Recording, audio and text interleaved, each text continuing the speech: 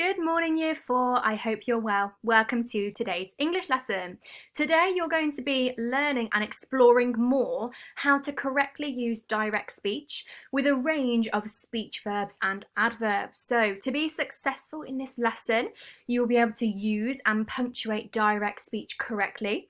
You'll be able to choose a range of different speech verbs which are appropriate and make sense to the direct speech. And you'll be able to modify the speech verbs by using adverbs to describe how something is being spoken. So, I've got some retrieval questions for you today. Question 1 and 2 are based on the vocabulary words that we have been learning in reading lessons, and question 3 is just to see if you know what an adverb is, okay? So pause the video here, write down your answers underneath today's date and title on your piece of paper, please. Off you go. Okay, the definition is to fall or drop down at great speed. What is the word? So if you remember that in our book, the children were going down the river, they were plummeting. So they had plummeted down the river. You might also say that when someone is skydiving, they have plummeted out of the plane into the sky, for example. Number 2, give a definition for the word plausible. If something is plausible, it means that it's seeming reasonable or likely. And finally, this was a multi-choice question for you. So is an adverb a word to modify a verb, a word used to describe an action, or a word used to modify a noun? That's right, it is a word to modify a verb. So we might have a verb such as running. You might say, I was quickly running. Quickly being your adverb, describing how that verb is being done. And that's what we're going to be thinking about today. Different adverbs to try and describe how speech is being said. Okay? Now, I have a sentence here. Now, I haven't included my inverted commas correctly. Silly Miss Newman. Now, can you add your inverted commas, so remembering they look like this, and punctuation to make this direct speech? So, the snake said, do not chop down the tree. Can you pause the video, write this sentence out, see if you can add your inverted commas, but also punctuation. Think about where that punctuation might need to go. Pause the video and have a go. Okay, hopefully a lot of you have had a good go at that. Now let's have a recap on how we actually write using inverted commas and what those special rules are that we need to follow. Okay, when we use direct speech, we need to make sure that we are hugging the speech using inverted commas. So using those special, we used to call them 66 and 99, but we don't anymore. We might call them speech marks, or we might call them inverted commas. Now we can see in this sentence, the bit that's being spoken is, lower please, I said. So we wouldn't put inverted commas after the word said, because is that actually being spoken? No, it's not, is it? The only bit that's being spoken is lower please. And you can see in blue that our inverted commas are in the correct place. Now, another thing that we need to remember is that you always begin direct speech with a capital letter. So even if you're in the middle of your own sentence and you haven't actually started a new sentence, if you have your reported clause at the start of your direct speech, you would still need to make sure that your direct speech starts with a capital letter, okay? There is an exception where we don't use a capital letter. Can you remember that exception? That's right, we do not use a capital letter if you've put it in the middle of what someone else has said. So, for example, if we had, what an amazing day, he announced. And then we had another bit of direct speech saying, I'm really looking forward, or maybe, this is going to be fantastic. Okay, if we had the sentence, this is going to be fantastic, and it's spoken by the same person, this second part of direct speech would not be using a capital letter at the start. But if that person only says one thing at a time, you always put capital letters at the start of it, all right? The second rule is punctuation. Punctuation is quite tricky when we are using direct speech. You need to make sure that you always use a form of punctuation before closing your inverted commas. So this could be an exclamation mark, this could be a question mark, or in this case, it could be a comma like we've got here. Would we use the piece of punctuation after our inverted commas? No, we wouldn't, would we? We always need to make sure our punctuation is before we close the inverted commas. Fantastic. But also, if our reported clause comes before our direct speech, so if it was, I said, there are times I feel that you are a little cold, you need a piece of punctuation between your reported clause and the start of your direct speech. So it would look like, I said, comma, then you open it up and look, I've remembered my capital letter here too. So I'm slowly building on what I know. So we hug the direct speech with inverted commas. We make sure that there are capital letters to introduce the direct speech, unless we're in the middle of what someone is saying, and they've already said something before that. And also you need to make sure a piece of punctuation is put in there before closing your inverted commas. Fantastic. Now, there is one more rule, and this is that you need to remember your reported clause. So, we've also said that what word is banned from our lessons, Year 4? What reported clause is banned? Give you a little clue.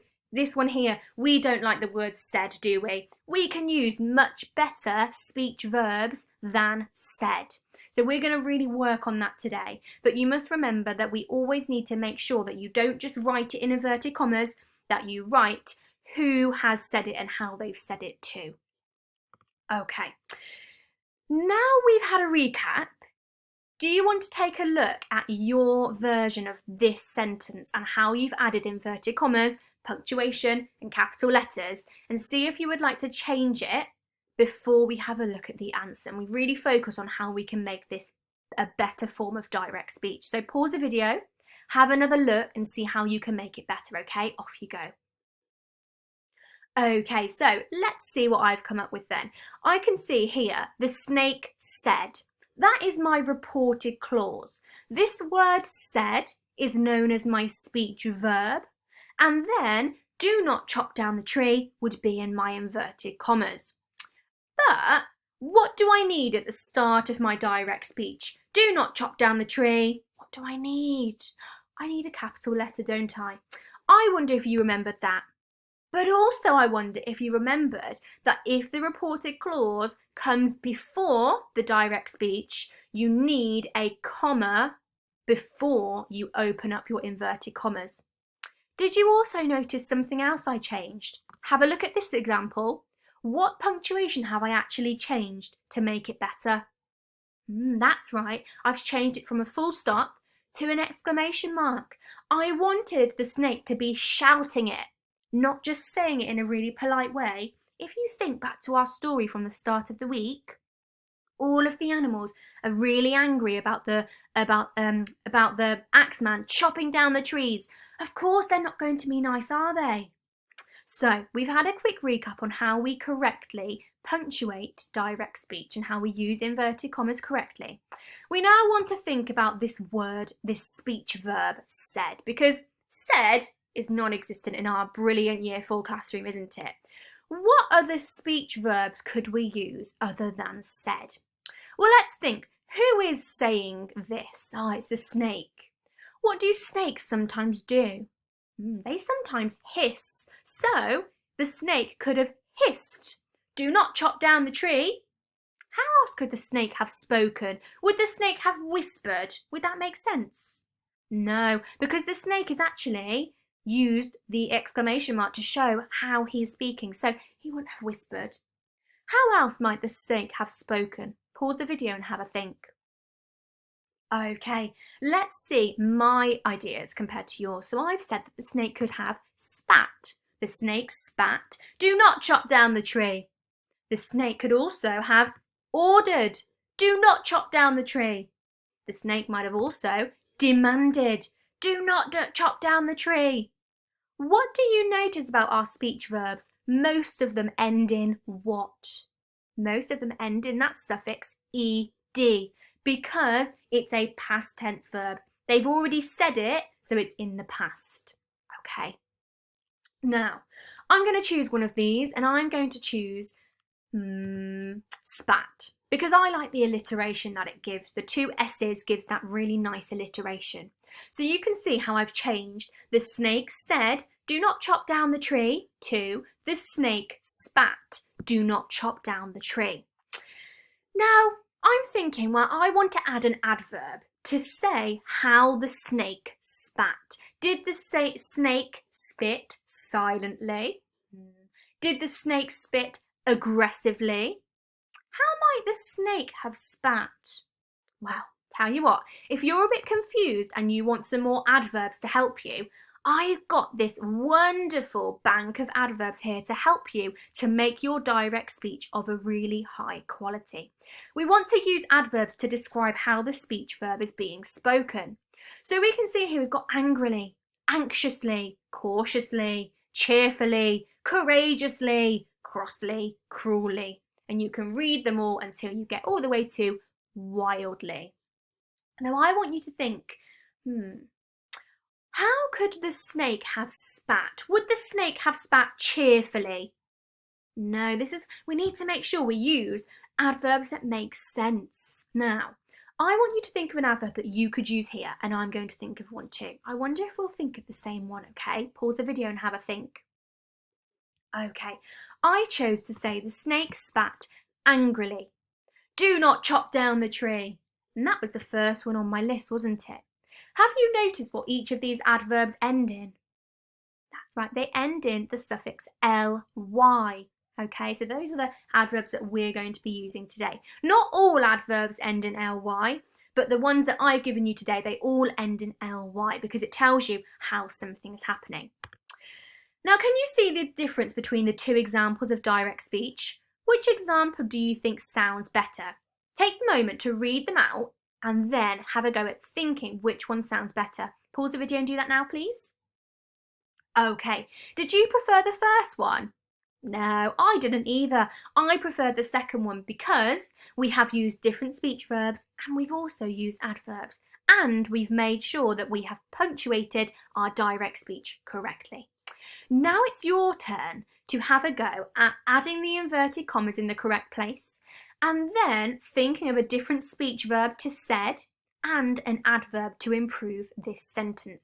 You're not going to change any words apart from the speech verb said. And I've given you a bank of words that could replace said here and also your adverb. So can you write this sentence down, please? Have a go at replacing said and adding an adverb and also making sure that your inverted commas are in the right place. Pause the video and have a go. Okay, how did you get on?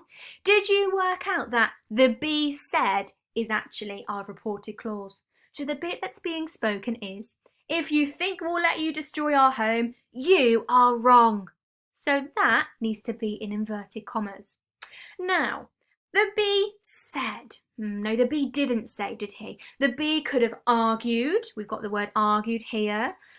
Would the be have mumbled that? No, the be needs to be confident. The be needs to be strong. The be could have asserted. Asserted means that you take control of a situation. You really feel like you are in charge. So the be asserted. Now, you could have chosen to use one of these adverbs, or you could have chosen to use one of your own adverbs. I decided that when we assert something, we are quite firm in our voice. So the be asserted firmly. That means the be really took control and he owned what he had to say. And you can see from the be said to the be asserted firmly sounds a lot better and a lot improved, okay? Fantastic job. Going to need you to head over to part 2 of today's English lesson, and we will be explaining the rest of the lesson on there. So I will see you in part 2.